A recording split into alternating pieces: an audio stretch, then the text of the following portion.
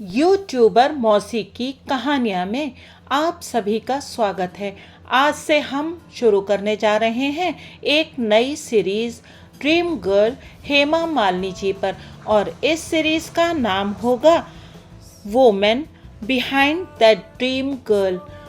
और आज की श्रृंखला की शुरुआत हम हेमा मालिनी जी के बचपन से नहीं करेंगे।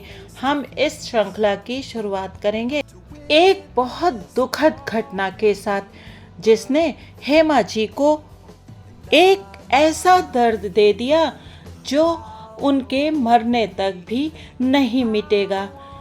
ये घटना घटी थी 20 जुलाई सन 1978 को।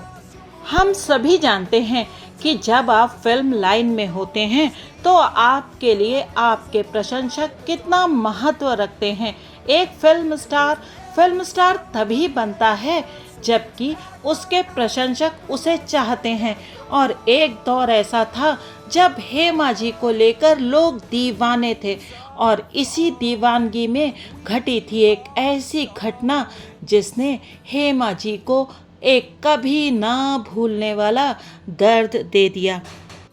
1978 की जुलाई का वो महीना हेमा जी और उनके परिवार के लिए एक चक्रवात की तरह आया, जिसने उनके पूरे परिवार को झंझोड़ कर रख दिया और उनका सब कुछ तहस नहस हो गया। और ये सब हुआ था एक दीवाने के कारण, एक दीवाने प्रशंसक के कारण।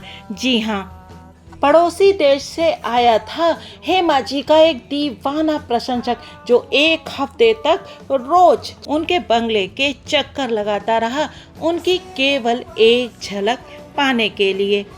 हर रोज वो हेमा जी की कार को दरवाजे से बाहर निकलते देखता, पर कभी उनसे मिल नहीं पाता। रोज रोज वो बस हेमा जी को काम पर जाते देखता था। उनकी कार बंगले के गेट से निकलती थी और वो इंतजार करता रहता था। शाम को हेमा जी की कार बंगले के अंदर चली जाती थी। वो प्रशंसक कई दिनों से हेमा जी के बंगले के बाहर चक्कर लगा रहा था, और हेमा जी के बंगले के सुरक्षा गार्ड्स को भी उसकी ये हरकतें दिखाई पड़ रही थीं। और एक सुबह उन्होंने उसके साथ कुछ कठोर व्यवहार किया, और ये उस प्रशंसक को बिल्कुल भी पसंद नहीं आया। 20 जुलाई की आधी रात को जब कमरे की सारी बत्तियां बुझ चुकी थीं, तो उस व्यक्ति ने बंगले की चारदीवारी लांघी और बंगले के बगीचे में अंदर चला गया। और फिर वो सीधा पहली मंजिल पर पहुंच गया, जहां उसको ऐसा लग रहा था कि हेमा जी का बेडरूम होना चाहिए था। लेकिन वो बेडरूम था हेमा जी के भाई जगन्नाथ जी का, जहां पर एक मेड उनके बच्चे को सुला रही थी। जब उसने पर्दे के पीछे एक परछाई जैसी देखी, तो वो दरवाजे पर देखने गई कि कौन है, और फिर उसने देखा कि कोई अनजान आदमी वहां पर खड़ा है, और उसे देखकर वो जोर से चिल्ला उठी। और कुछ ही देर बाद पूरा बंगला लाइट से नहा गया। हेमा जी के पिताजी चक्रवर्ती बाबू दौड़ते हुए अपने कमरे से बाहर निकले और उस आदमी पर कूद पड़े। उन्होंने उस व्यक्ति पर घूंसों की बौछार कर दी, लेकिन उसके पास एक लंबा और बड़ा चाकू था, जिससे वो लोगों को डराने लगा। पर किसी तरह से घर के नौकरों ने उसे पकड़ लिया, और चक्रवर्ती बाबू पुलिस को फोन करने के लिए नीचे दौड़े। जब वो दोबारा सीढ़ियां लांघते हुए ऊपर पहुंचे, तो बुरी तरह से हाँफ रहे थे। उस समय तक हेमा जी भी ये सब चीख पुकार और हो हल्ला सुनकर नीचे की तरफ भागी। उन्होंने अपनी आंखों के सामने अपने पिताजी का दम घुटते हुए देखा। वो एक एक सांस के लिए संघर्ष कर रहे थे। घर वाले उन्हें कमरे के अंदर ले गए, लेकिन तब तक बहुत देर हो गई थी। हेमा मालिनी ड्रीम गर्ल के पिताजी उनकी गोद में सिर रखे एक एक सांस के लिए संघर्ष कर रहे थे। वो अपनी बेटी को डरी हुई नजरों से देख रहे थे। शायद उन्हें अपनी बेटी की सुरक्षा की चिंता सता रही होगी, या कौन जाने वो क्या सोच रहे होंगे। सफलता की कितनी भारी कीमत चुकानी पड़ी हेमा जी को। कुछ ही देर बाद डॉक्टर्स भी आ गए और उन्होंने कहा कि क्योंकि चक्रवर्ती बाबू को डायबिटीज थी और इसी वजह से हार्ट अटैक ने उनके प्राण ले लिए। आज जुलाई की 23 तारीख है और मात्र 3 दिन पहले 20 जुलाई सन 1978 को हेमा जी ने इतने बड़े दुख का सामना किया।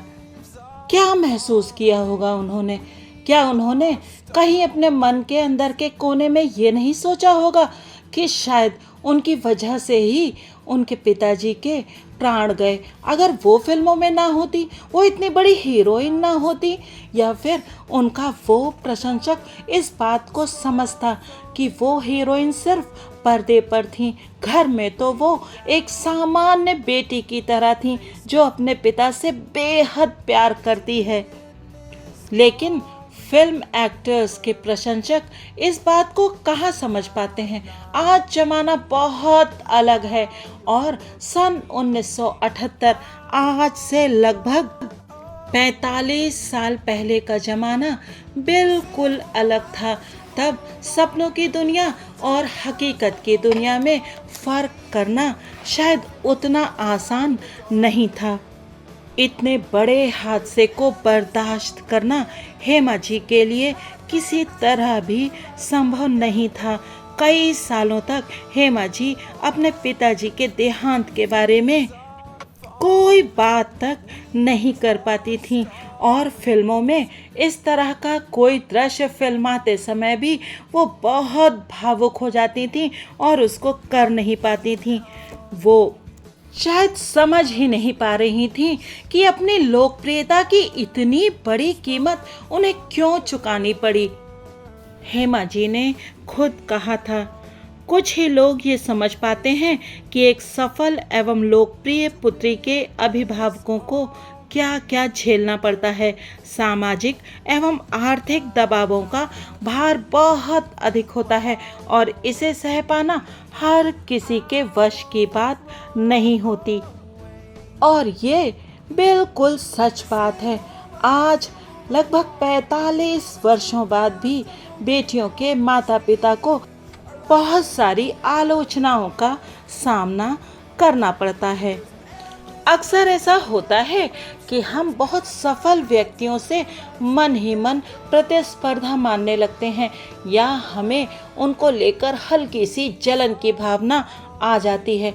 लेकिन इस लोकप्रियता की कीमत वो लोग किस किस तरह से चुकाते हैं, ये आपको समझ में आया होगा हेमा मालिनी जी की जिंदगी का ये दुखद किस्सा जानने के बाद। फिल्मों में ड्रीम गर्ल होने की कितनी बड़ी कीमत चुकाई हेमा जी ने। क्या लोकप्रियता, अखबारों, पत्रिकाओं, न्यूज़ में बने रहने को और ढेर सारे पैसे होने को, या फिर जब जी चाहे जो चाहे वो खरीद लेने से भी क्या हेमा जी के मन का ये खालीपन मिट पाएगा? क्या वो अपने पिताजी को भूल पाएंगी? क्या वो ये भूल सकेंगी कि उनके पिताजी के प्राण क्यों चले गए? उन्हें व्यर्थ ही अपनी जान क्यों गंवानी पड़ी? जब हम सबके साथ कोई दुर्घटना घट जाती है तो हम बराबर यही सोचते हैं, ऐसा क्यों हुआ? अगर ऐसा हुआ हम वैसा कर लेते तो क्या होता? ऐसा ना होता तो वैसा होता। क्या हेमा जी ने बार बार ये प्रश्न खुद से नहीं किए होंगे? एक पिता की बहुत लाडली बेटी होने के नाते कैसे भूलेंगी वो अपने पिता को? कैसे भूलेंगी वो इस दुखद घटना को? हम केवल पर्दे पर हीरो हीरोइंस के चरित्र के बारे में ना सोचें, हम उनके असली ज़िंदगी के बारे में भी जानने का प्रयास करें और ये समझें कि आखिर तो वो भी बस इंसान हैं, हाड़ मांस के पुतले जैसे कि हम लोग हैं। हम तो सार्वजनिक रूप से अपने आंसू कहीं भी बहा लेते हैं, किसी को भी अपना दुखड़ा सुना देते हैं, परंतु इन लोगों को वो करने की भी इजाज़त नहीं है, क्योंकि उनकी तो एक इमेज होती है जिस इमेज को वो तोड़ नहीं सकते। एक बेटी होने के बावजूद भी वो ये नहीं कह सकती कि वो अपने प्रशंसकों से दूर रहेंगी। ये घटना मैंने आपको पढ़कर सुनाई है हेमा जी की जीवन पर लिखी हुई एक पुस्तक से, जिसे लिखा है भावना सोमैया जी ने, जो कि एक बहुत प्रसिद्ध पत्रकार हैं। अगले अंक में हम प्रारंभ करेंगे हेमा जी के जीवन की ऐसी ही बहुत सारी अनकही अनसुनी घटनाओं का एक सिलसिला, और उसके साथ साथ हम धर्म जी के जीवन की कहानी भी सुनते चलेंगे, क्योंकि इन दोनों को अलग कर पाना नामुमकिन है।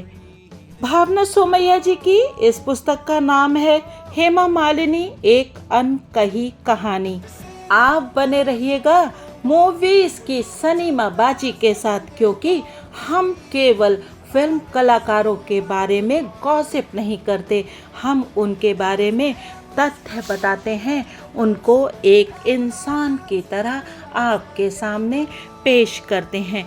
और एक इंसान हमारी तरह ही होता है, बस हमारी तरह। उसके दुख सुख, उसकी खुशियाँ सब हमारे जैसी ही होती हैं।